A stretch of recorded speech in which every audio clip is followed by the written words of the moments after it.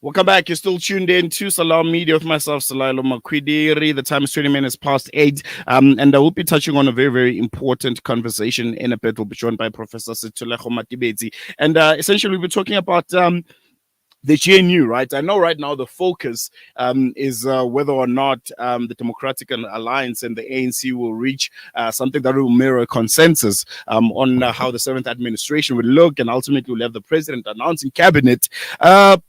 But if there's something that's really concerning for me, is who's going to be holding this GNU accountable? I think for the longest time we've enjoyed,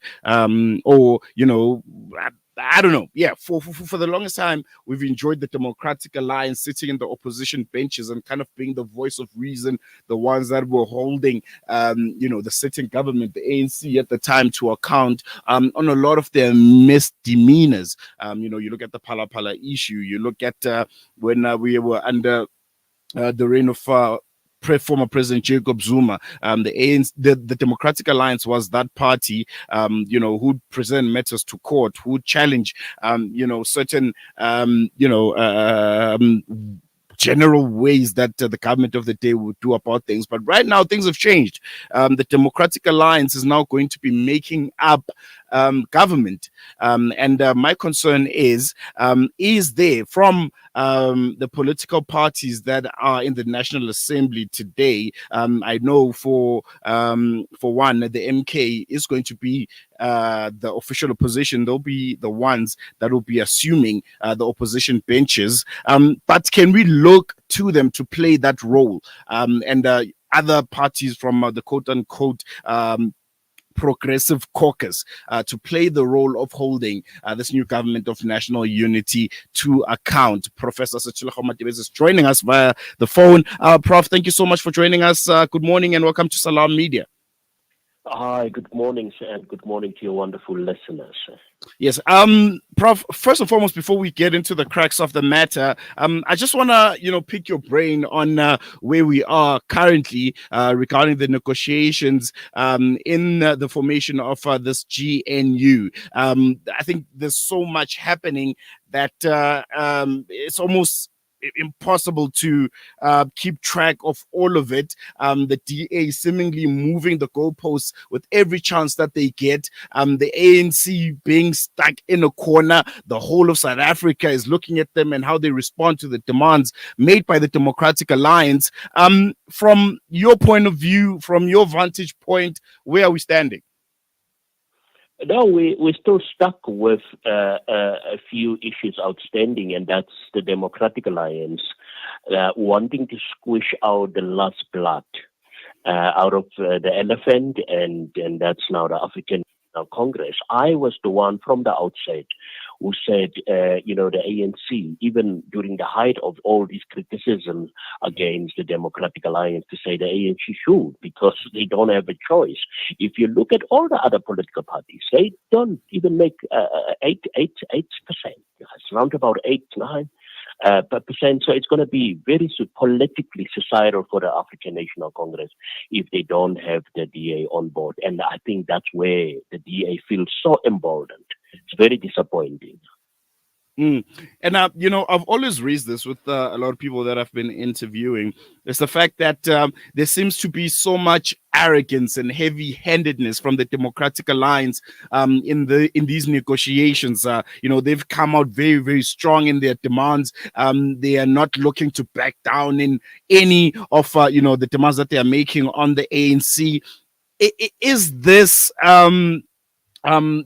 something that might essentially see this GNU not being as progressive and not working for the country as much as a lot of people, even those that might not necessarily believe in it, but hope that it might be that, blue chip that the country needs to move forward. But the way negotiations are going so far, are they showing us a bigger picture in the future of what we can expect?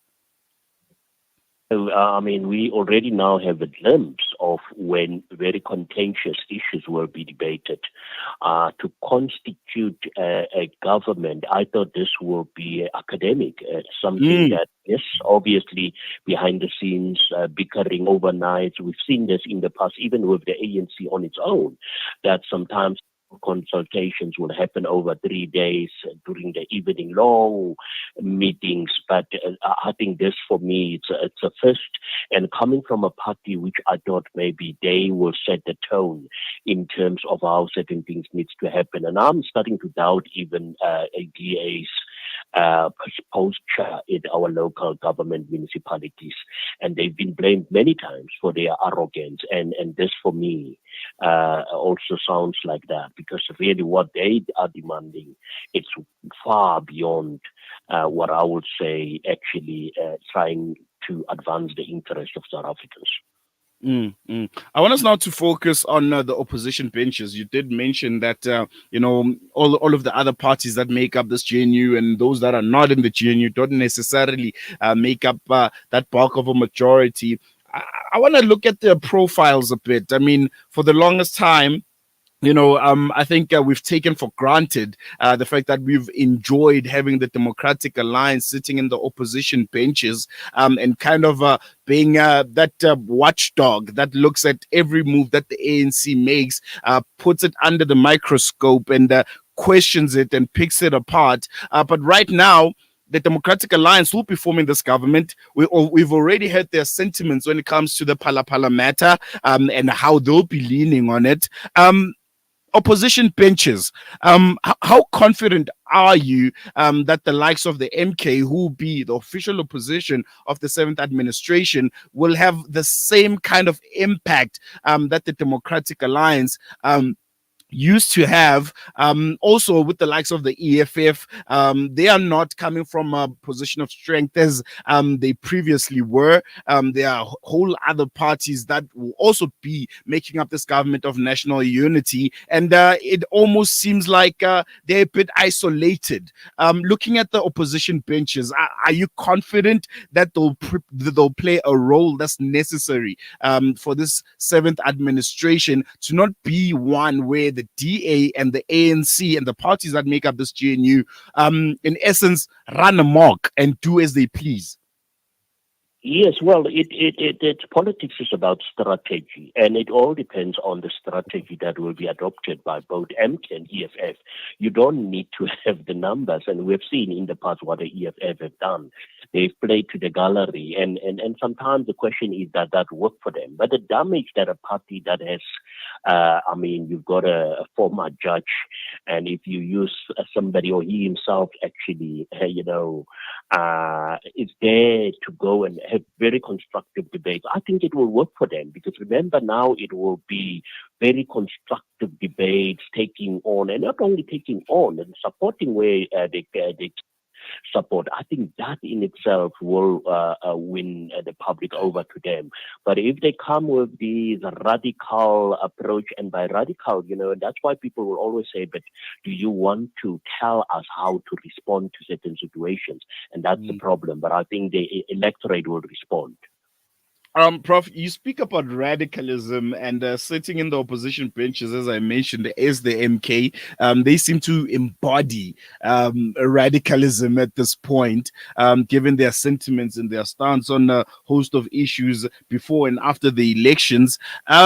Looking at their profile, we've seen their MPs being sworn in earlier in the week. What do you make of them? What do you make of the MK, the profile of the opposition, official opposition of the seventh administration? Do you think they have the fortitude required to challenge, on a good day, what would be a very strong government of national unity? No, I strongly believe so. You've got solid people who have been around, but there's also some inexperienced leaders And they will learn as they go on. But one thing that we should never forget, it doesn't mean parties like the Democratic Alliance will not play their role as oversight. And I think most of these issues would have been discussed even before they reach Parliament. I mean, the whippery of these different parties that forms, the Government of National Unity. And very briefly, if I may highlight it, we had a Bantu Holomisa, a lone ranger. Each time he speaks, I will listen because the man will say something that makes sense. And you don't need the masses, and I hope MK and EFF will play that role. And if they can, then I think they are good to go. And just taking the focus now to policy, right? I want to move away from our initial discussion on opposition parties, but the fact that after the negotiations of the GNU, there's still going to be a lehot of some sort where all of the political parties involved have to present their policies, and they need to look at where they agree, where they disagree, and who's looking to kind of not necessarily be as forthcoming in the negotiations as the DA has been, because now you'll have cabinet and you'll have ministers, and you're going to start to work. The negotiations on policy, do you think they're going to be as stringent and as difficult and as wrenching as the negotiations of the formation of the GNU itself? No, yes, definitely. And I often say, if your environment is conducive to something, it will definitely, that situation will prevail. And it's the same now. I think all political parties are now aware. Your typical South African voter is no longer somebody who will just now wake up and go and vote. They are very keen about their politics. They take a keen interest. And that's why the posture from some of these parties to say, hey, we need to behave.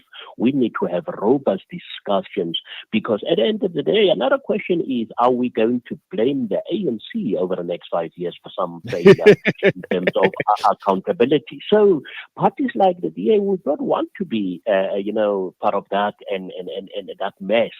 So I strongly believe, yes, it's going to be as robust as these current discussions, because at the end of the day, I strongly believe that most parties are already casting an eye on the forthcoming local government elections.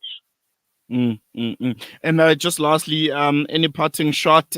We expected that the president should have announced cabinet by this week. It's looking highly unlikely. The country currently, I heard one analyst saying we are quote unquote on autopilot. Going forward, what are your thoughts, your expectations? Because hey, we've waited, Prof.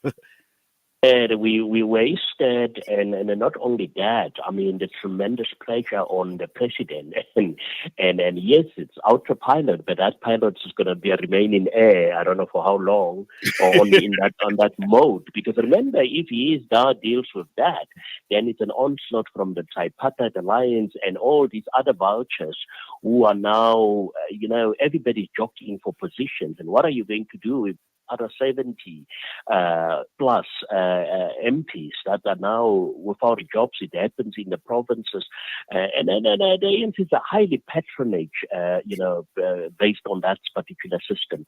So it's very, very, very difficult. But I think he's capable of dealing that, and he's in his last term. We now want to see the real that is Cyril Ramaphosa coming to the fore. All right. I think that's where we're going to leave it, Prof. Thank you so much for giving us your time and giving us insights on your thoughts on these uncharted territories that we find ourselves in. The GNU, some people calling it a Grand Coalition, not a GNU, but really, really thank you for giving us your time and unpacking it for us. Thank you. All the best.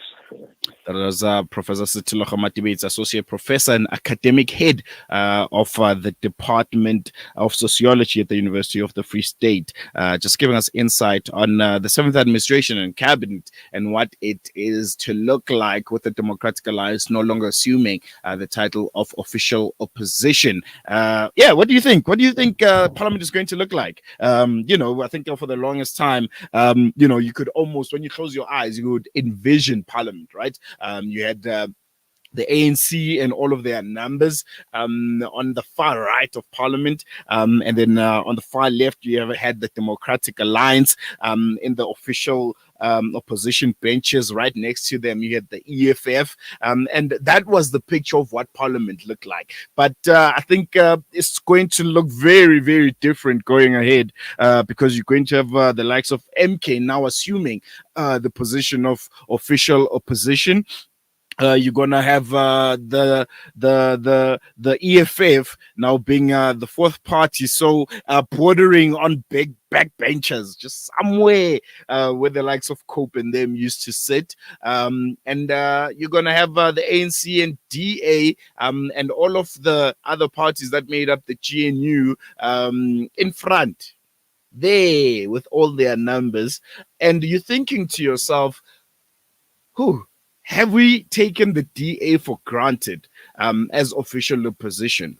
Because I think for the longest time the conversation was about how the opposition in South Africa is not that strong, and the ANC has fumbled on a whole host of things, but they kept on winning elections again and again and again. But that picture has changed drastically right now. The Democratic Alliance that used to be that voice of reason, John Steenhuisen standing up and questioning, all of the misdemeanors and some of the questionable decisions of the ANC. Well, he'll now and his party be part of the government. So who's going to be questioning the GNU? MK, ATM, EFF? Interesting times ahead. We're going to take a quick break. When we come back, we'll be shifting our focus to the KZN, where there's a really concerning issue. I think if you've seen the pictures of the KZN legislature and what it looks like, a lot of people are saying, well, it doesn't reflect the KZN in itself. A lot of activists and politicians are saying, why isn't there no Indian representation in the KZN legislature? It's going to be a really, really interesting one. We'll be unpacking that right after the break.